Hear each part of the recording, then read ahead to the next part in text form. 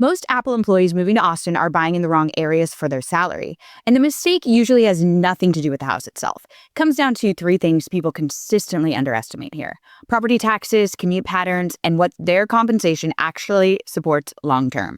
Apple's campus sits up in Northwest Austin on Palmer, and where you choose to live will quietly shape your entire day to day in a way most people don't think through before they move. And I see the same pattern over and over again. People optimize for what looks good on Zillow instead of what actually works for their life 6 months in. I'm Amber Haley. I break down how tech relocators make smart housing decisions in Austin based on the real numbers. So let's walk through where Apple employees actually make sense in the city, depending on what you earn. Because a lot of people move here thinking they can have a short commute, a great neighborhood, and a dream house all at once. And that's usually where the math starts falling apart. So if you're roughly in that $180K to $220K range as a single buyer or early career engineer, your lane is practical Northwest Austin. That's Millwood, Anderson Mill, Wells Branch, and in some cases Cedar Park if you're open to being just outside the city.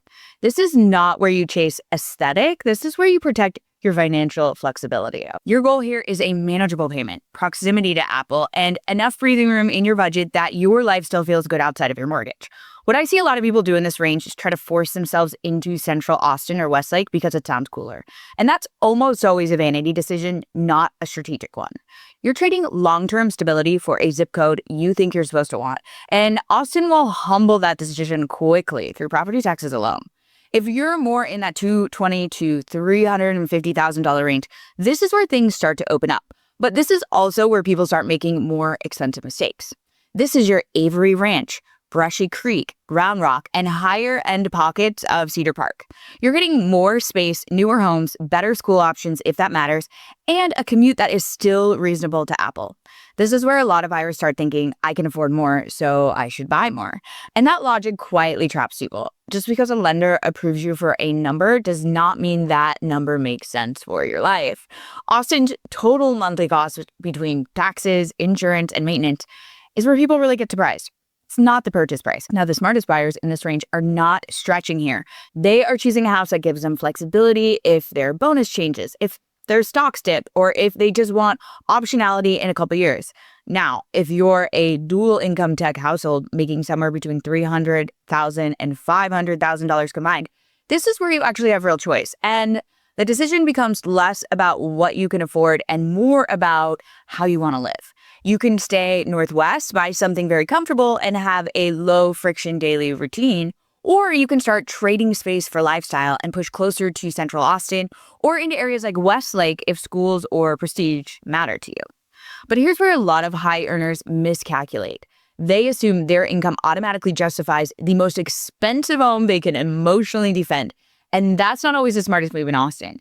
If your compensation includes equity, bonuses, or any variability, keeping more runway and buying below your max often puts you in a much stronger position long-term.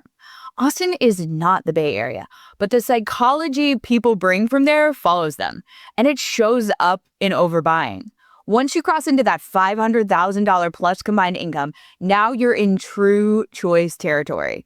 But even here, I would separate people into a couple different groups. One group optimizes for the lifestyle math, meaning your commute efficiency, lower friction, and how that fits cleanly into their financial picture. The other group optimizes for identity, meaning prestigious zip codes, certain school districts, or a version of Austin that aligns with how they want their life to look. Those are two very different strategies, and they don't always overlap. You can absolutely afford Westlake at this level. You can look more central. You can prioritize a certain image of Austin, but you're almost always going to trade commute simplicity and sometimes long-term efficiency to get that. And this is where I think people need to get very honest with themselves. Are you buying for your actual daily life, or are you buying for the version of Austin you want to post about? Because those are two completely different budgets. The biggest mistake I see Apple relocators make across every income level is over-prioritizing vibe and under-prioritizing repeatable daily friction. Your commute to Palmer matters more than you think. Your property tax bill matters more than you think. Whether your house still feels like a smart decision if your compensation changes matters more than you think. And your personal situation matters too. A single engineer, a dual income couple, and a family with kids should not be using the same strategy if the income number looks similar on paper. And one thing I always tell people is living close to work is not the only goal. Sometimes the smartest move is choosing a neighborhood with stronger long-term demand, better resale, and a payment that gives you a lot of breathing room because that keeps you flexible if your life changes. That's usually the more mature move, even if it feels less exciting on day one. So if you're moving to Austin for Apple, the better question is not where do Apple employees live, it's what kind of Apple employee are you? When you actually look at your numbers, you look at your lifestyle, and you look at your risk tolerance, because that's what determines whether you belong in practical Northwest Austin suburban corridors or a higher cost lifestyle zone that comes with real trade-offs. If this video is helpful, don't forget to comment below. My contact information is in the description of the video. Don't forget to subscribe to this channel. I post new videos every single week. I'll tell you exactly where you should be looking in Austin based on your situation, not just what looks good online. I can't wait to see you in Austin.